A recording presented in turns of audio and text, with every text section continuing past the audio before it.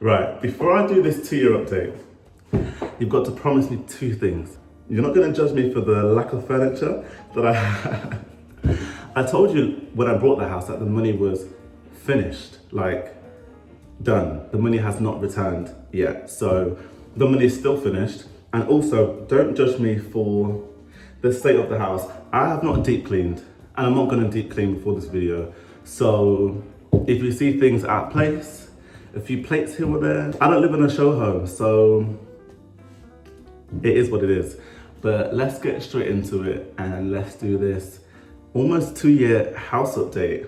Guys, I cannot believe that it's been almost 2 years since I've been living in this house. It's going to be 2 years in February. That is insane. But anyway, let's get straight into this house tour. So, as you can see, the landing hasn't changed very much.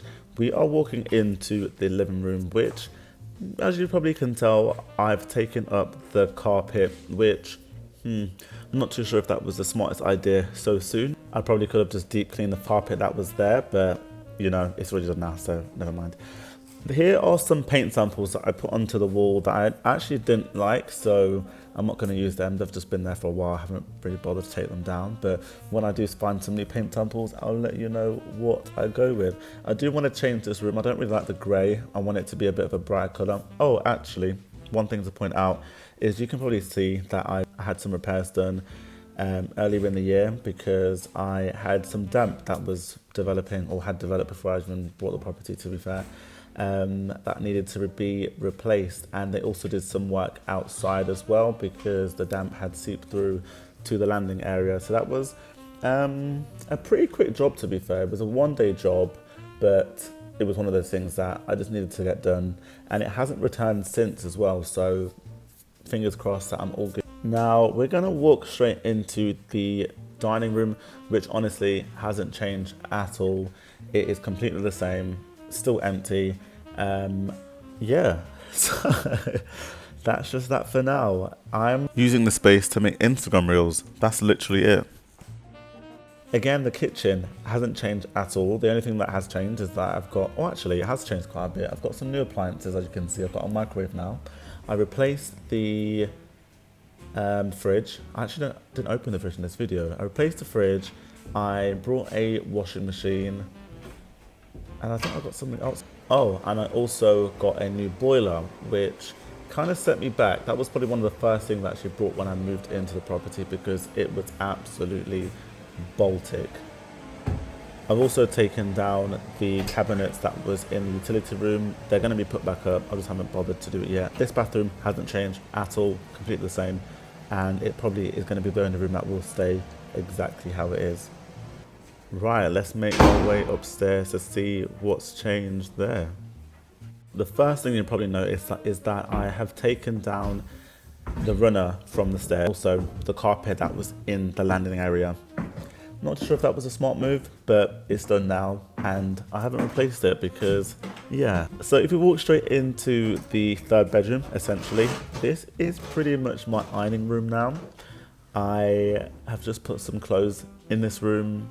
I iron in the mornings. That's pretty much it. There was carpet in here as well, which I took up. I think there was carpet in here. Yeah, I think there was carpet in here. But this is going to be my walk-in wardrobe, I think. And then we make our way into the bathroom. Again, the bathroom has stayed exactly the same. The bathroom is the bathroom. Okay, now this is probably the worst room. This is the messiest room, and it's probably because it's the creative space. I do a lot of sewing in here and I do a lot of work in here, so I'm always making patterns and, you know, working with fabric, so it gets quite dusty, it gets quite cluttered, it gets quite crazy in here. But this is what it's looking at right now. It's going to be my sewing room / office space, because I just need a lot of space to lay out my patterns, so I think that's probably what I'm going to use it for. Right, let's head into the bedroom area. Oh, actually, before then, someone from YouTube actually recommended that I should use this space for towels and like laundry, bathroom accessories. So I've actually been doing that. So thank you to whoever left that comment. So in the bedroom, you can see that I've got a bed.